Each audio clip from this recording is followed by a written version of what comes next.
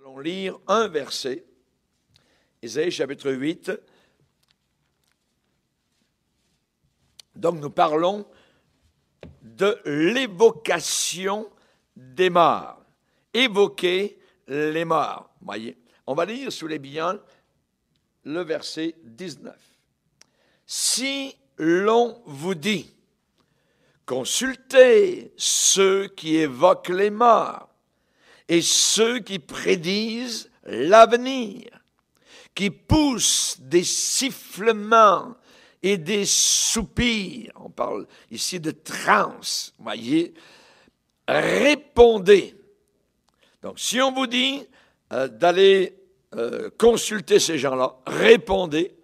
Un peuple ne consultera-t-il pas son Dieu? S'adressera-t-il aux morts en faveur des vivants?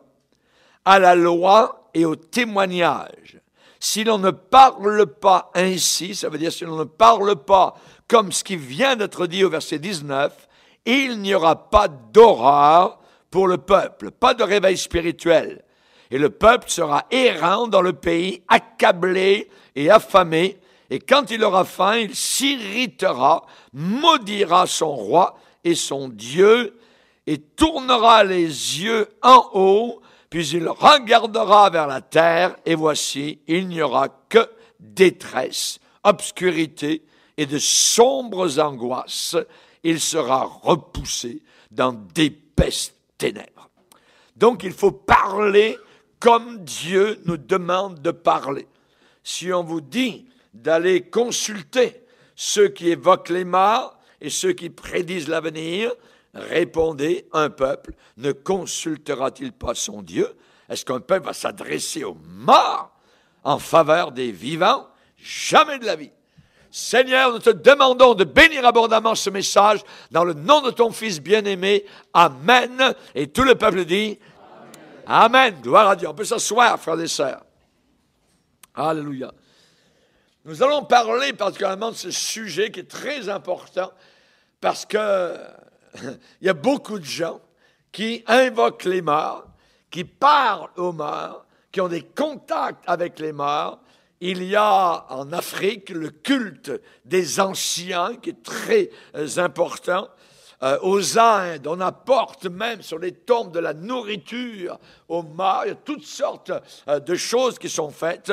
Pour nous, chrétiens, parler aux morts, voyez, invoquer, appeler les morts, voyez, parler à mon grand-père, parler à mon père qui est décédé, parler à ma mère, voyez, cela ne devrait jamais se faire. Et je vais ce soir donc vous en parler particulièrement.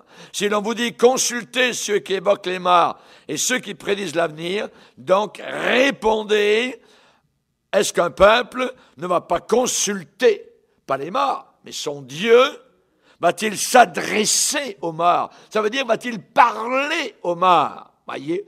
Et nous allons voir, évidemment, que l'Église catholique romaine, eh bien, enseigne le contraire de la Bible. Particulièrement, on enseigne à parler aux morts à l'intérieur de l'Église catholique romaine, à prier les morts. Tous les saints de l'Église catholique sont des morts. On demande de prier Marie. Marie n'a jamais répondu à aucune prière depuis 2000 ans.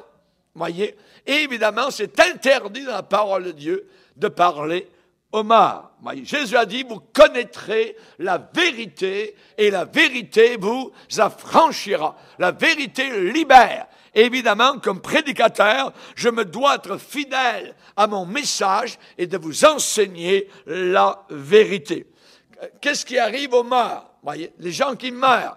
Tout d'abord, il y a deux sortes de morts. C'est pas compliqué. Il y a ceux qui meurent en Christ, dans la foi en Jésus-Christ, et ceux qui, évidemment, ne meurent pas en Christ. Les morts en Christ, la Bible nous dit dans Apocalypse 14 et au verset 13, « Heureux dès à présent les morts qui meurent dans le Seigneur. » Oui, dit le Saint-Esprit, afin qu'ils se reposent de leurs œuvres, car leurs œuvres terrestres les suivent, voyez, et évidemment, ils sont dans la félicité. Ils sont au ciel, voyez, ils sont dans un lieu appelé Saint d'Abraham, ou encore paradis. Nous voyons cela dans Luc chapitre 16, et ils attendent évidemment la récompense. Voyez, la première résurrection qui est l'enlèvement, donc évidemment, donc verra les récompenses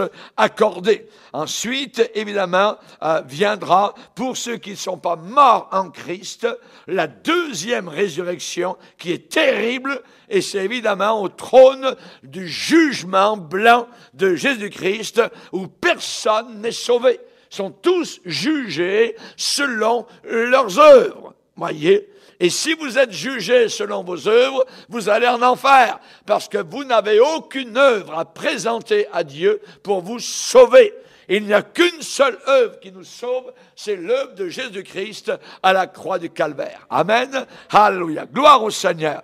Alors, évidemment, on sait que la Bible dit « Malheur à la terre et à la mer, car le diable est descendu vers vous, animé d'une grande colère, sachant qu'il a peu de temps. » Et il essaie, évidemment, de dériver l'adoration et l'invocation que nous devrions faire à Jésus-Christ et au Père. Eh bien, il essaie de détourner cela vers des êtres humains qui sont décédés. Et cela s'appelle évidemment la nécromancie, qui est une abomination et qui était passive de mort dans l'Ancien Testament. Quelqu'un qui faisait des choses semblables, selon la loi de l'Ancien Testament, devait mourir. C'était quelque chose que Dieu abhorre, donc Dieu refuse et interdit. Et nous avons dans la parole de Dieu, évidemment, ce verset qui nous dit « Ceux qui ne meurent pas dans le Seigneur Jésus-Christ », il est dit « Et ceux-ci iront, où vont-ils aller? Au châtiment éternel. » Au châtiment éternel. Un châtiment qui va durer pendant toute l'éternité. Je ne peux même pas essayer de m'imaginer ce que ces deux mots peuvent signifier. Châtiment éternel. Ces gens-là vont vivre en enfer une éternité de tourments sans jamais, jamais au grand jamais, dans 100 milliards d'années, ils seront encore là au même point que le premier instant où ils seront entrés dans l'enfer. C'est inimaginable. Et ceux-ci iront au châtiment éternel. Nous allons parler ce soir l'évocation des morts. Nous allons faire la différence entre les résurrections et les apparitions. Il y a une grande différence. En général, dans les Écritures, le retour sur terre d'êtres humains ayant passé par la mort ne peut se produire que grâce à la résurrection des corps. Ça ne peut pas se faire autrement que par la résurrection. Un mort ne peut pas revenir. C'est impossible. C'est impossible totalement. Nous nous laissons guider par les Saintes Écritures. Pas parce que les gens croient, pas parce que ce qu'un tel ou tel déclare. Voyez, quand les gens disent, eh bien, je viens d'arriver du cimetière, j'ai enterré mon père, et le soir, quand je me suis couché, j'ai vu mon père au pied du lit qui m'est apparu, et il m'a parlé. Et ça m'a vraiment consolé.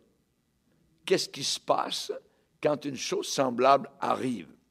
Est-ce que la personne a des hallucinations ou bien c'est une chose réelle? Et j'aimerais vous le dire, c'est une chose réelle. Mais qui est la personne qui est apparue au bout du lit? C'est un démon qui est capable de prendre la voix de la personne chère qu'on a enterrée et de se faire passer pour cette personne-là. Les démons sont bien plus puissants, je dirais, que nous, les hommes, mais bien au-dessous de la puissance de Dieu. Mais il y a une puissance qu'ils ont à ne pas négliger. À ne pas négliger. On sait particulièrement qu'un mort, donc, ne peut revenir que par résurrection et non pas par apparition. Voyez, par exemple, on sait qu'il y a quelqu'un aujourd'hui qui est en enfer et qui avait un grand souci pour 5 de ses frères qui étaient sur terre.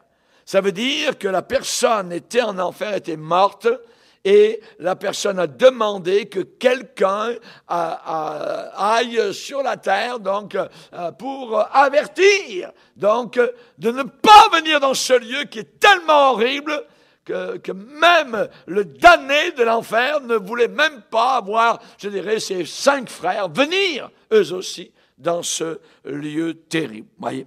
Eh bien, qu'est-ce qui a été répondu à cet homme? sur la terre, tes frères, tes 5 frères, ne se laisseront pas persuader quand bien même quelqu'un des morts ressusciterait. Donc, ce n'est que par, chaque mot est dit dans la Bible, dans Luc 16, versets 27 à 31, donc, quelqu'un des morts ressusciterait. Ce n'est que par résurrection des morts que quelqu'un pourrait venir, donc, avertir ses 5 frères. C'est le seul et unique moyen, voyez. Mais il a été dit à cet homme, tes frères ne se laisseront pas persuader. Pourquoi? Parce qu'ils ont sur la terre la Bible, et si la Bible n'est pas assez convaincante, rien ne pourra y faire. C'est la parole de Dieu. C'est pour ça qu'il est très important, quand on vient dans une réunion, quand on entend la parole de Dieu, on devrait abandonner notre cœur au Seigneur, parce que c'est le seul et unique moyen pour sauver quelqu'un. Les miracles ne sauvent personne. C'est la parole de Dieu qui sauve. C'est la parole de Dieu qui convainc. C'est le glaive du Saint-Esprit.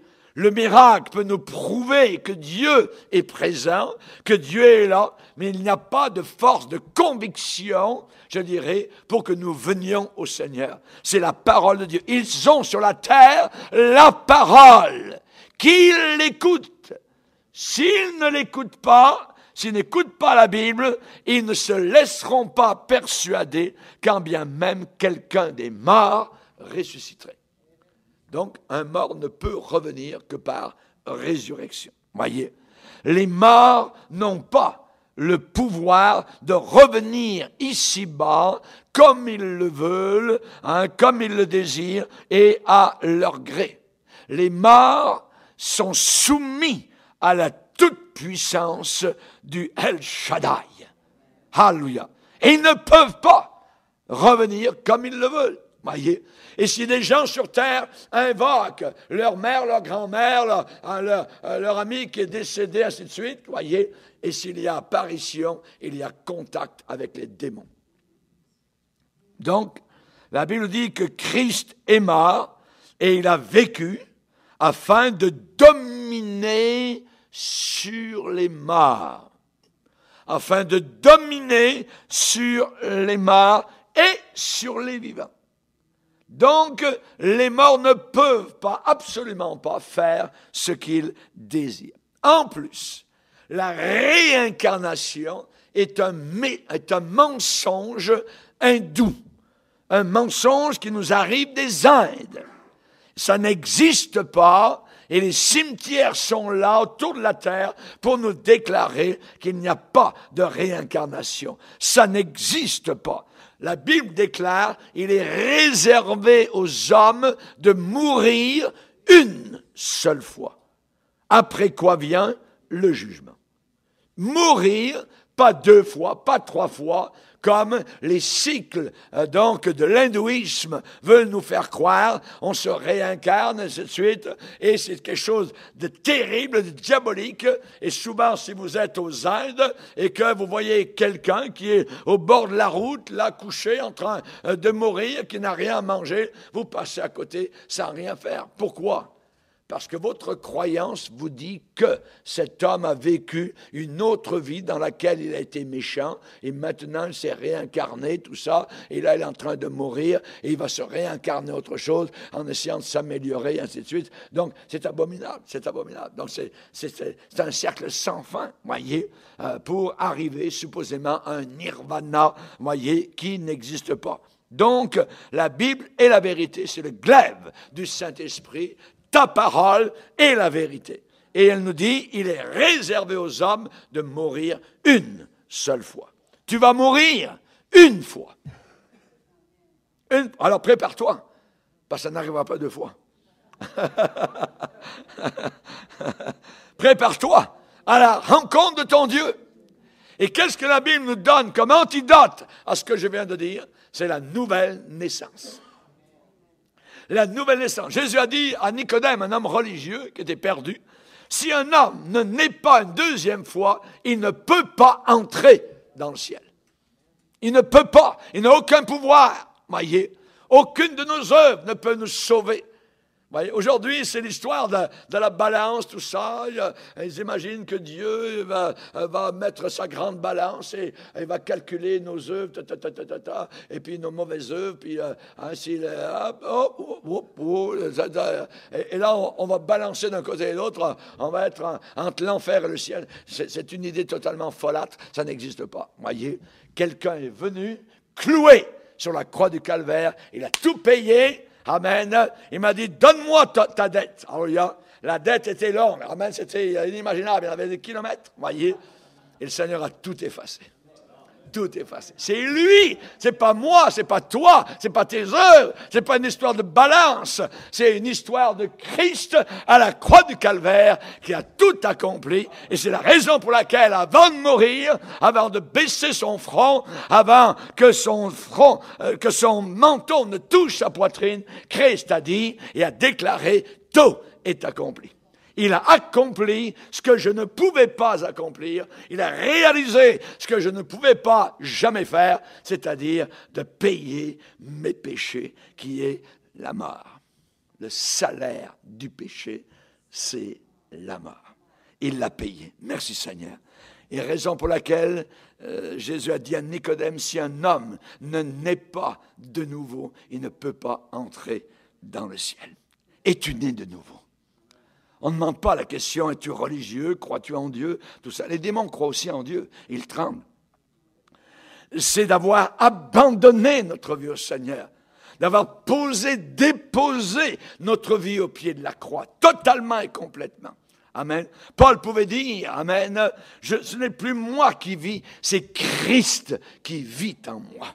Dans sa rencontre, Paul, Saul de Tarse, n'a pas rencontré une nouvelle religion, il a rencontré un sauveur ressuscité. Il a été bouleversé. Son orgueil, sa baudruche qui était remplie comme un ballon, vous voyez, est devenue plate en rencontrant le Fils de Dieu. Merci Seigneur. As-tu rencontré le Fils de Dieu? Amen. Maintenant, nous allons voir, voyez, qu'il y a, vis-à-vis des morts, dans la parole de Dieu, certaines exceptions. Certaines exceptions à la règle. Je viens de vous donner la règle. La règle, c'est que les morts ne reviennent pas. Ils ne peuvent pas, à moins de ressusciter. Ils sont soumis à l'autorité, donc, du grand Dieu El Shaddai.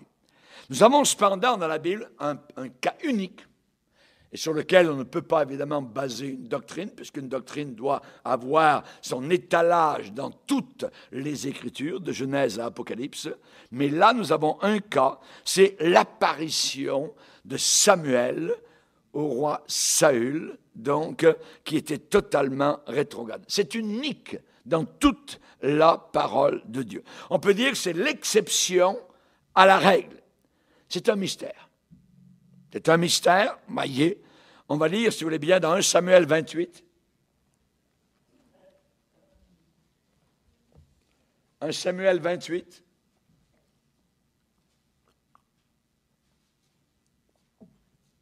Il est dit au verset 3.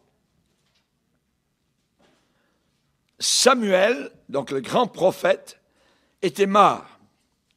Tout Israël l'avait pleuré, et on l'avait enterré à Rama, dans sa ville.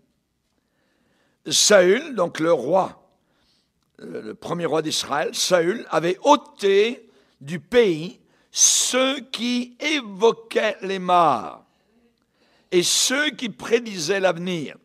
Donc très bien, bravo Saül, quand il marchait avec Dieu. Mais un peu plus loin, regardez, verset 7.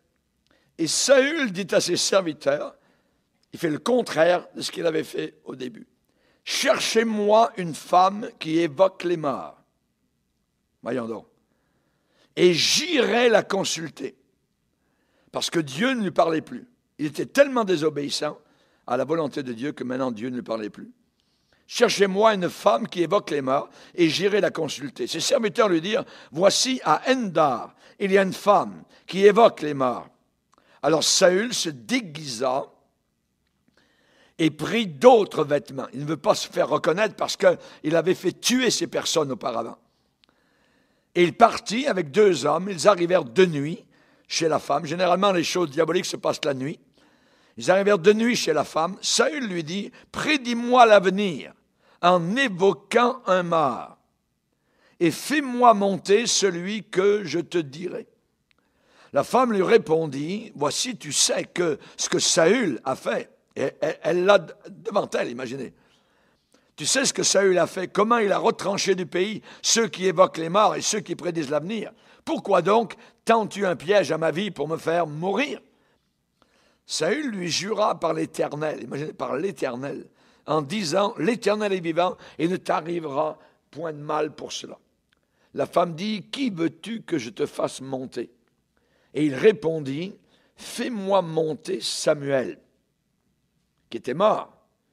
Alors, lorsque la femme vit Samuel, elle poussa un grand cri et elle dit à Saül, « Pourquoi m'as-tu trompé? Tu es Saül !»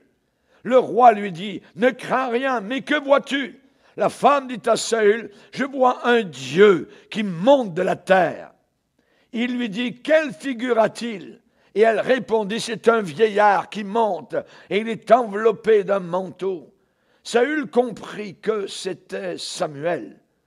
Il s'inclina le visage contre terre et se prosterna.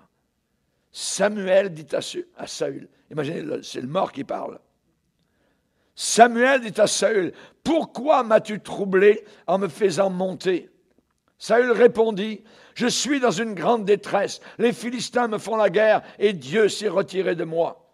Il ne m'a répondu ni par les prophètes ni par des songes. Et je t'ai appelé. » Donc il a invoqué les morts, un mort, pour que tu me fasses connaître ce que je dois faire.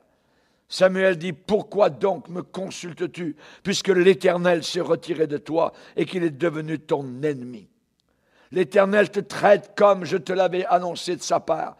L'Éternel a déchiré la royauté d'entre tes mains et l'a donnée à un autre, à David. Tu n'as point obéi à la voix de l'Éternel et tu n'as pas fait sentir à Amalek, un ennemi d'Israël, l'ardeur de sa colère. Voilà pourquoi l'Éternel te traite aujourd'hui de cette manière.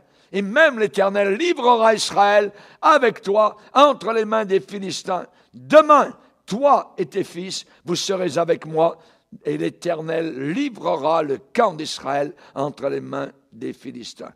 Aussitôt, Saül tomba à terre de toute sa hauteur. Imaginez, il est troublé totalement. Et les paroles de Samuel le remplirent d'effroi. De plus, il manquait de force, car il n'avait pris aucune nourriture tout le jour et toute la nuit. Donc, ici, nous avons un cas particulier, l'apparition de Samuel à Saül. C'est unique dans toute la parole de Dieu. Il n'y a aucun autre endroit où nous voyons une chose semblable. Donc, je le répète, c'est une exception à la règle. C'est un mystère, mais vraiment, c'est arrivé. Nous avons aussi un autre cas qui est différent. Ce sont des gens qui ne vivaient plus sur la terre et donc qui sont apparus lorsque Jésus était sur la montagne de transfiguration. Moïse était mort et Élie était monté au ciel, des millénaires auparavant. Et soudain, ils apparaissent sur la montagne de transfiguration, parlant avec Jésus de son départ qu'il allait accomplir à Jérusalem. Voyez, donc ça mort. Et ces 2 grands personnages, donc, apparaissent. Là aussi, nous pouvons dire, c'est le secret de Dieu. On ne peut pas dire, on va essayer de comprendre quoi que ce soit. Il n'y a pas d'explication véritable, donc, à cela. On va le lire, si vous voulez bien, dans Luc 9. Luc 9, Luc chapitre 9, verset 28. Luc 9, verset 28. Environ 8 jours après qu'il eut dit ces paroles, Jésus prit avec lui Pierre, Jacques et Jean, et il monta sur la montagne pour prier. Pendant qu'il priait, l'aspect de son visage changea et son vêtement devint d'une éclatante blancheur. Et voici 2 hommes s'entretenaient avec lui.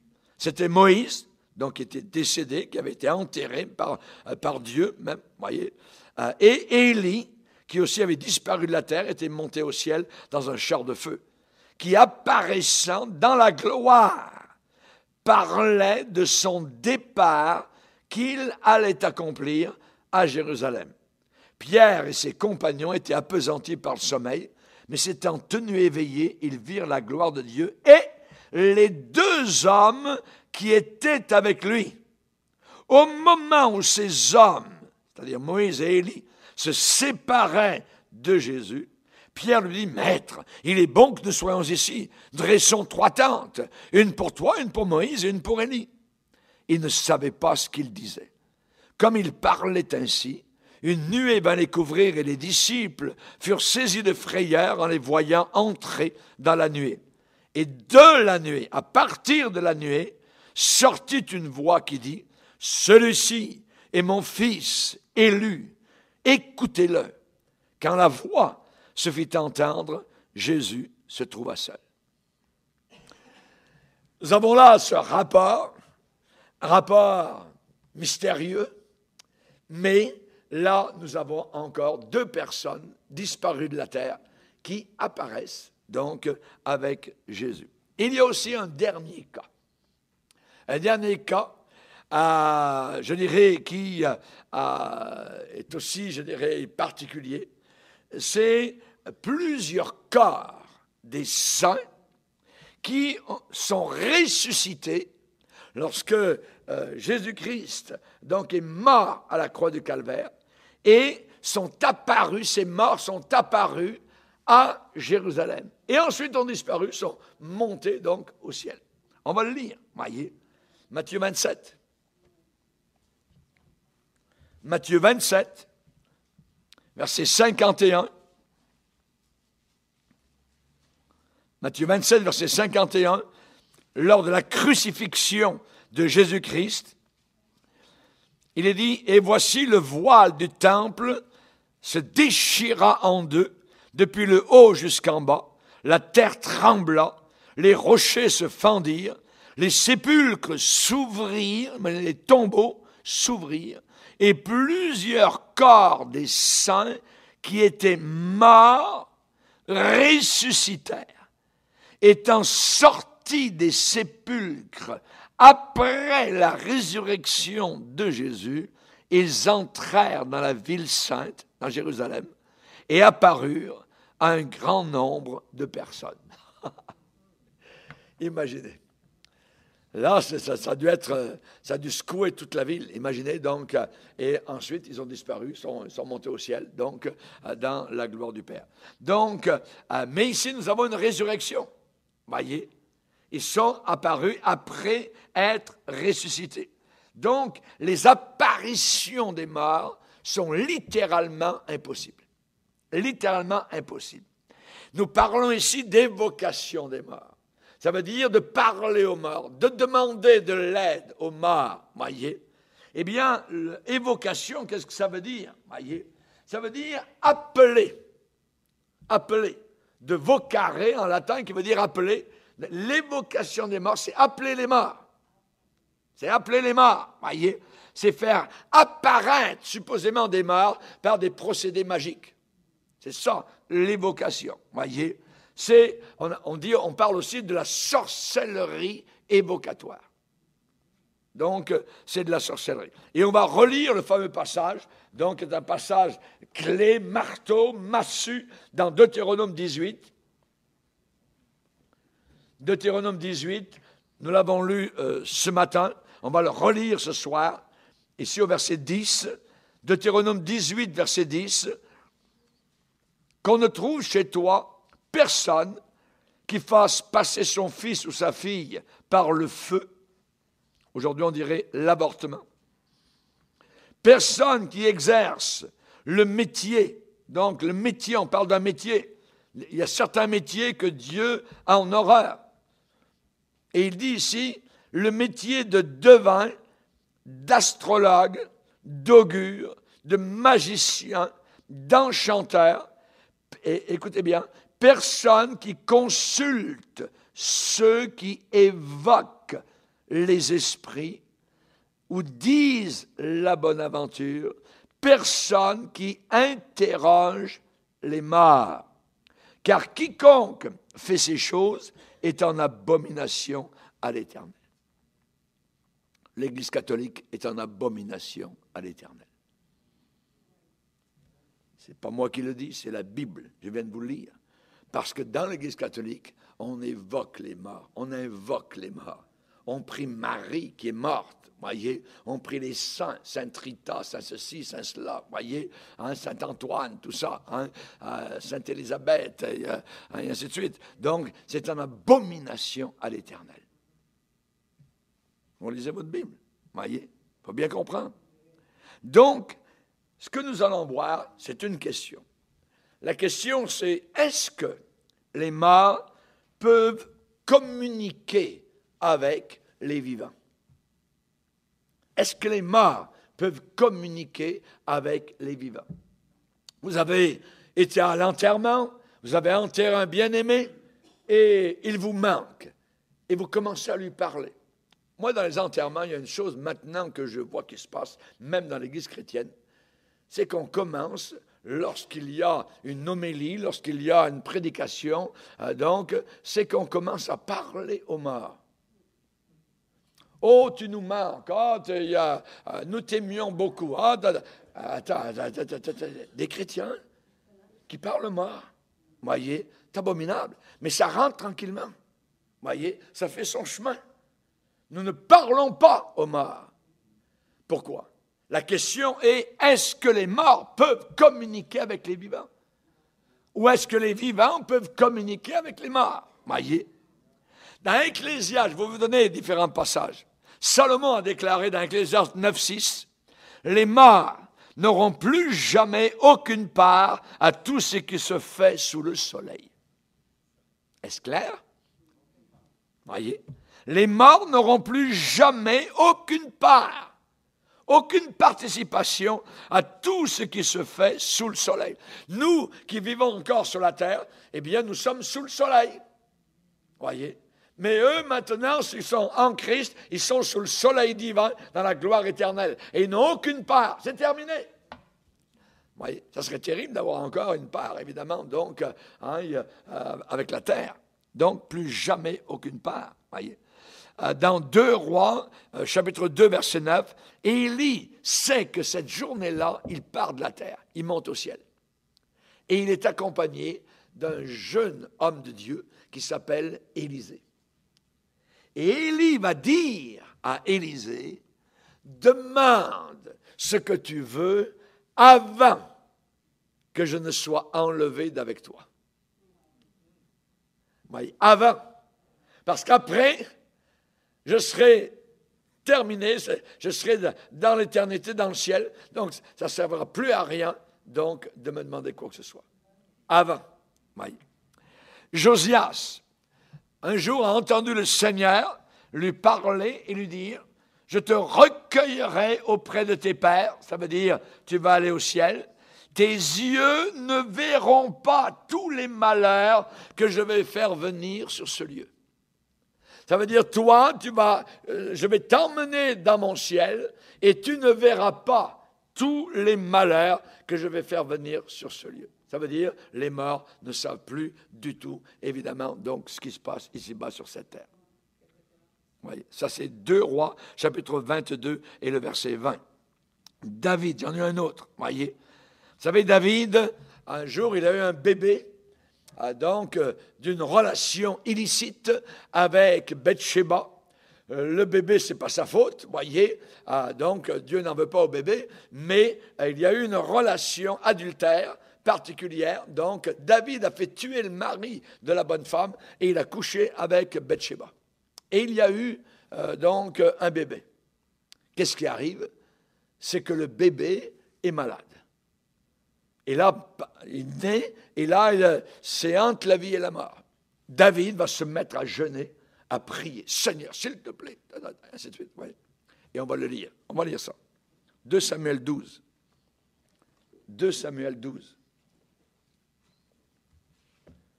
2 Samuel chapitre 12.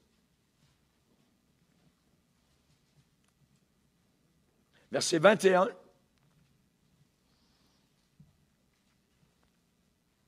Même avant cela, verset 19. David aperçut que ses serviteurs parlaient tout bas entre eux. Il comprit que l'enfant était mort. Il dit à ses serviteurs, « L'enfant est-il mort ?» Ils répondirent, « Il est mort. » Alors David se leva de terre, il se lava, soignit et changea de vêtements, puis il alla dans la maison de l'Éternel et se prosterna. De retour chez lui, il demanda qu'on lui serve à manger, et il mangea. Ses serviteurs lui dirent, « Que signifie ce que tu fais? Tandis que l'enfant vivait, tu jeûnais et tu pleurais, et maintenant que l'enfant est mort, tu te lèves et tu manges? » Il répondit, « Lorsque l'enfant vivait, » c'est intéressant la réponse, écoutez bien ce que David dit. « Lorsque l'enfant vivait encore, je jeûnais et je pleurais, car je disais, qui sait si l'Éternel n'aura pas pitié de moi, et si l'enfant ne vivra pas? Maintenant qu'il est mort, pourquoi jeûnerais-je? Puis-je le faire revenir? J'irai vers lui, mais il ne reviendra pas vers moi. » C'est clair. Voyez. Donc nous avons ici des passages qui nous disent et qui répondent à la question, les morts peuvent-ils communiquer avec les vivants? Non. Il n'y a plus aucune communication. Maintenant, une autre question qu'on va se poser. Qui sont les personnes qui répondent lorsqu'il y a évocation des morts? Il y a des réponses. Voyez, il y a des mouvements, il y a des sortes de corps qui apparaissent, il y a des voix, voyez, semblables à la personne qui a été évoquée. Non, non, pasteur, c'est vraiment mon père qui a parlé, j'ai reconnu sa voix, tout ça.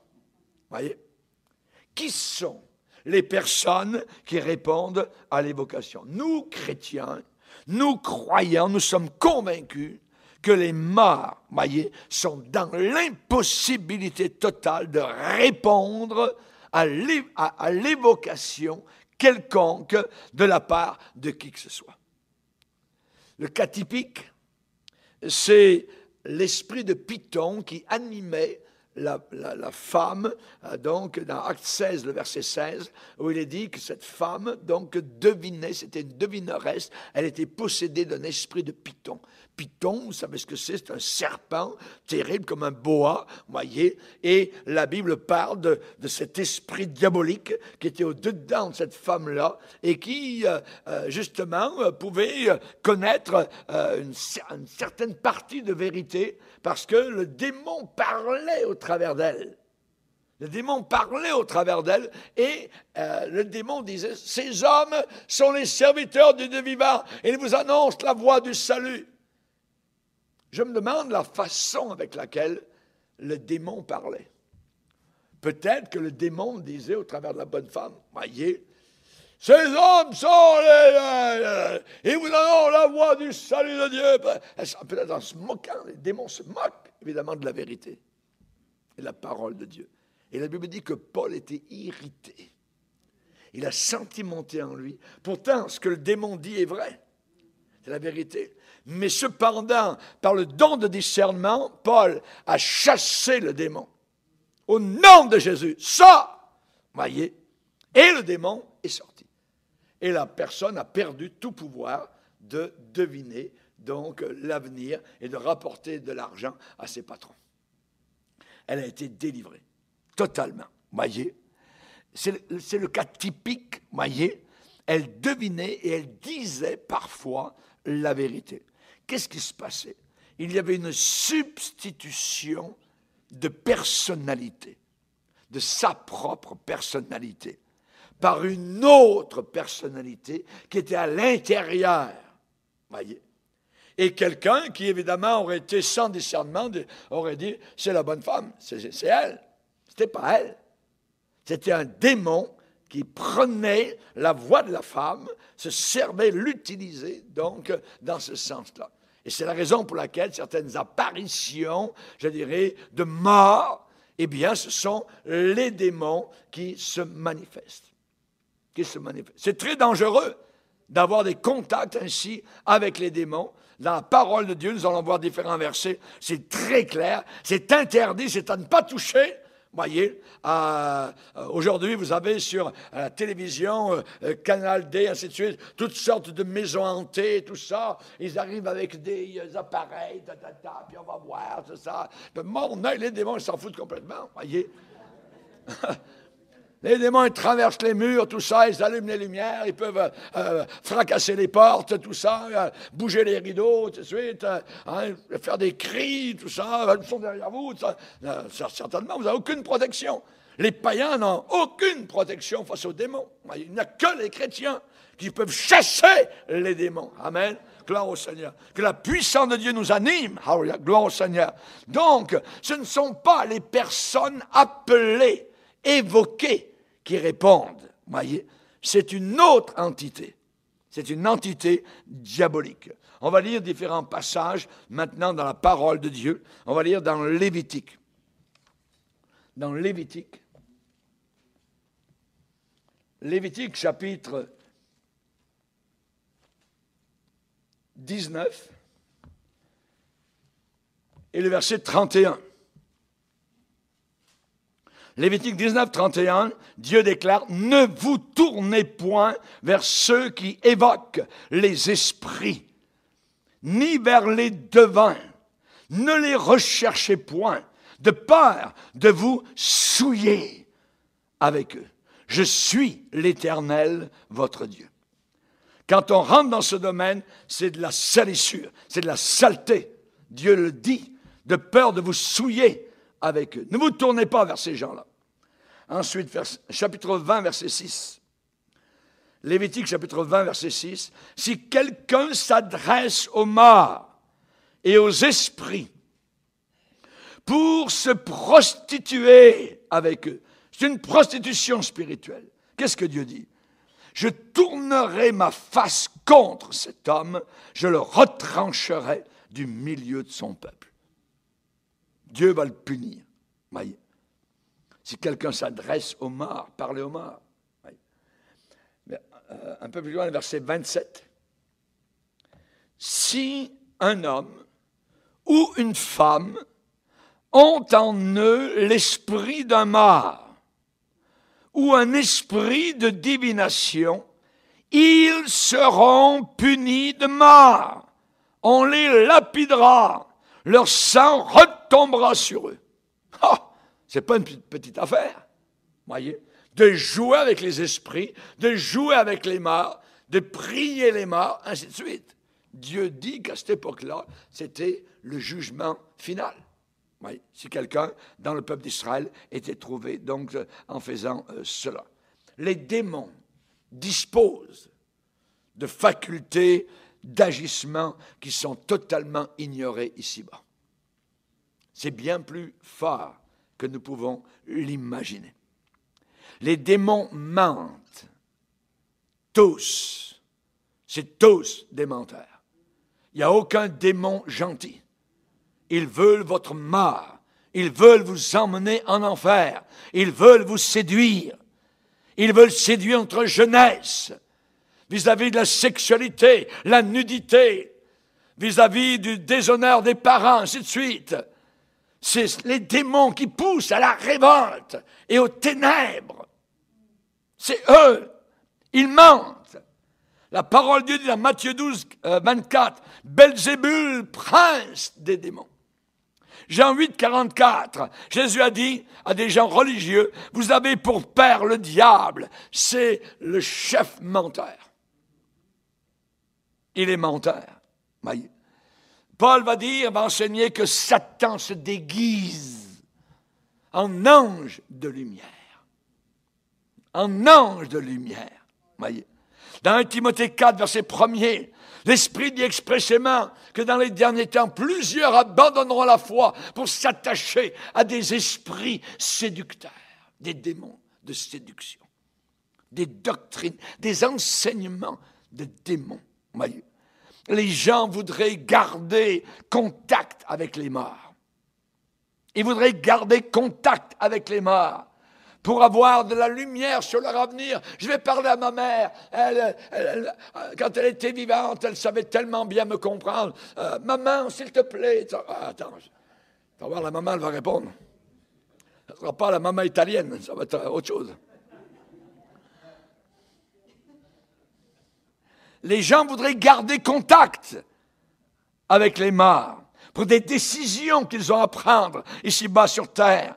Ils voudraient que leurs parentés qui sont morts leur donnent des directions sur leurs affaires d'amour, leurs affaires d'argent, et même leur donnent des indices sur les mystères d'outre-tombe. Voyez. Quand quelqu'un se tourne délibérément vers des pratiques interdites dans la parole de Dieu, à ce moment-là, la personne est en train de rejeter la direction que Dieu a pourvue. C'est la seule direction que nous avons, la Sainte Bible. Il n'y a pas d'autre direction ici-bas sur terre que la Sainte Bible. J'aimerais vous rappeler que le spiritisme est une réalité. Rappelez-vous les magiciens d'Égypte. Ils ont été capables de prendre leurs petits bâtons, de les jeter par terre et de faire en sorte que ces petits bâtons deviennent des serpents. C'est assez puissant. Oui. Moi, je peux jeter des bâtons, je peux en casser, vous voyez. Je peux les jeter par terre, je peux les mettre au feu, mais je ne peux pas faire qu'ils deviennent des serpents. Mais les magiciens de Satan sont capables. Ils sont capables, voyez. Donc, ça existe, oui. Simon, à Samarie, était un magicien qui, la Bible nous dit, avait pendant longtemps épaté le peuple par toutes sortes de choses qu'il faisait. Et nous avons nos magiciens aujourd'hui qui marchent sur l'eau, tout ça, qui traversent la Tamise à Londres, qui font toutes sortes d'affaires. Tout est par la puissance diabolique. Il y en a qui se mettent au pied d'un grand building, un bâtiment, et tout d'un coup, ils se mettent comme ça et ils montent le bâtiment. Attends, c'est la puissance diabolique. Voyez? La puissance de Satan. C'est une réalité autour de nous aujourd'hui. Et nous avons besoin de savoir ça. Élimas, rappelez-vous, le premier voyage missionnaire, et je vais en parler dans quelques dimanches de cela. Il rencontre sur son passage un magicien qui s'oppose à l'évangile que Paul prêche. Il y a un grand monsieur romain, voyez, qui dirige toute l'île, le gouverneur de l'île. Et il y a Élimas, qui est un magicien, qui dit, monsieur le procurateur, tout ça, ce que dit le prédicateur, c'est pas vrai, c'est ce Jésus, tout ça, c'est faux, tout ça. Paul, voyez, il y a des gens qui pensent que les chrétiens doivent toujours être mollo, gentils, puis plein d'amour. Attends, ouais. L'apôtre Paul regarde le gars et dit, fils du diable, tu vas devenir aveugle. Paf! Et le gars, il ne sait plus où aller. Et ça prend quelqu'un pour le prendre par la main. Le gouverneur romain voit la puissance de Dieu. Il a donné sa vie au Seigneur directement. Le message a été confirmé, alléluia, par la puissance du Seigneur Jésus-Christ. Que Dieu soit béni. Mais ce sont des magiciens, ce sont des gens du diable qui s'opposent particulièrement à l'évangile de Dieu. Amen. Alléluia, gloire à Dieu. On a connu les œuvres de la chair qui sont écrites dans Galates chapitre 5. Et une des œuvres de la chair, c'est la magie. Il est dit que ceux qui font des choses semblables n'hériteront pas le royaume de Dieu. Il n'y a aucun magicien là-haut au ciel. Il n'y a aucun idolâtre, il n'y a, je dirais, rien de ce domaine-là. On ne peut pas invoquer les morts et aller au ciel. C'est impossible. C'est impossible. Voyez? La condamnation de Dieu sur ces choses est claire et nette. On a lu 3 passages dans Lévitique. On a lu Deutéronome chapitre 18, voyez, et particulièrement, donc, l'enfant de Dieu s'oppose victorieusement. On a le pouvoir de chasser les démons. Amen. Élimas, le magicien, est devenu aveugle. L'esprit de Python, dans Acte 16, a été chassé. Jésus a dit, vous recevrez de la puissance, car le Saint-Esprit viendra sur vous, et vous serez mes témoins. Celui qui est en nous, va dire l'apôtre Jean, est plus grand, plus fort que celui qui est dans le monde. Alléluia, gloire au Seigneur. Paul a instruit les Colossiens en disant que personne ne vous séduise par des discours séduisants. Des discours à vous endormir, voyez, comme la prostituée qui a endormi Samson, voyez.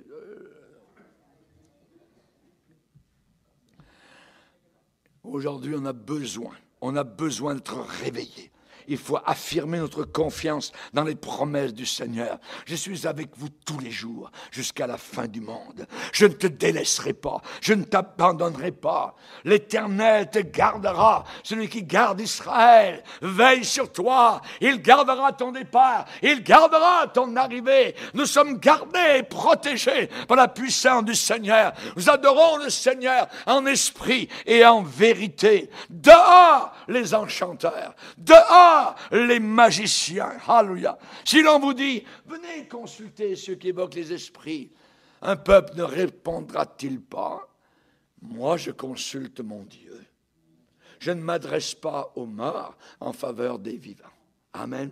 Je m'adresse à Dieu. Je m'adresse au Seigneur. Tout ce que vous demanderez au Père en mon nom, je vous l'accorderai. Amen. Baissons nos têtes et prions Dieu. Seigneur, nous te bénissons et nous te glorifions pour ta présence et ta grâce. Continue à nous garder sous ton aile, Seigneur. Tu nous fais un bien immense par la vérité, Seigneur, qui nous vient du Saint-Esprit, de ta parole puissante. C'est cette parole qui jugera le monde. Nous te glorifions, Seigneur. Aide-nous à rester collés à ta parole, à l'aimer, à la serrer dans notre cœur, afin de ne pas pécher contre toi. Dans le nom puissant de Jésus. Amen. Et tout le peuple dit Amen. Levons-nous ensemble, frères et sœurs. Alléluia.